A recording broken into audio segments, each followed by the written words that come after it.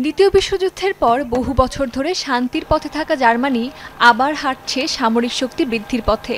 সম্প্রতি বিভিন্ন দেশের রুশ ড্রোনের অনুপ্রবেশের জেরে সংঘাত ছড়িয়ে পড়ার শঙ্কা বেড়েছে। তাই দেশের নিরাপত্তাকে সর্বোচ্চ গুরুত্ব দিতে আনা হলো নতুন এই সামরিক পরিষেবা মডেল। এটি স্বেচ্ছাসেবকমূলক হলেও মূল উদ্দেশ্য জার্মান তরুণদের প্রতিরক্ষার জন্য প্রস্তুত করা। এই পরিকল্পনা অনুযায়ী ২০৩০ সালের মধ্যে জার্মানি সেনা সংখ্যা ১,৮০,০০০ থেকে বাড়িয়ে ২,৬০,০০০ করা হবে। একই সাথে টার্গেট নেওয়া হয়েছে দেশের রিজার্ভ সেনার সংখ্যাও দ্বিগুণ করারও। যারা স্বেচ্ছায় দেশের জন্য আসছে তাদের আমরা মূল্য দিচ্ছি। তারা পাবে মাসিক প্রায় ২৬০০ ইউরো। শুধু তাই নয়, থাকছে ড্রাইভিং লাইসেন্সের মতো সুবিধা। এই সুবিধাগুলো তাদের ভবিষ্যৎ জীবনকেও সুরক্ষিত করবে। এটি একটি আকর্ষণীয় প্যাকেজ।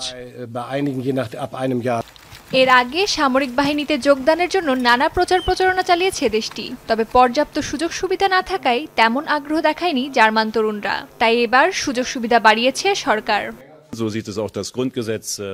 আমরা পুরুষ এবং মহিলা উভয়ের জন্যই সুযোগ দেব। প্রায় ৭ লাখ তরুণ তরুণী এই বয়স গোষ্ঠীতে আছে। আমরা সবার সাথে যোগাযোগ করব। পহেলা জানুয়ারি থেকে চালু হচ্ছে আধুনিক এই সামরিক মডেল। স্বেচ্ছাসেবক হিসাবে যোগ দিয়ে ৬ মাসের প্রশিক্ষণ গ্রহণ করতে পারবে ১৮ ঊর্ধ্ব জার্মান নাগরিকরা। অস্মিতা বিশ্বাস, যমুনা নিউজ।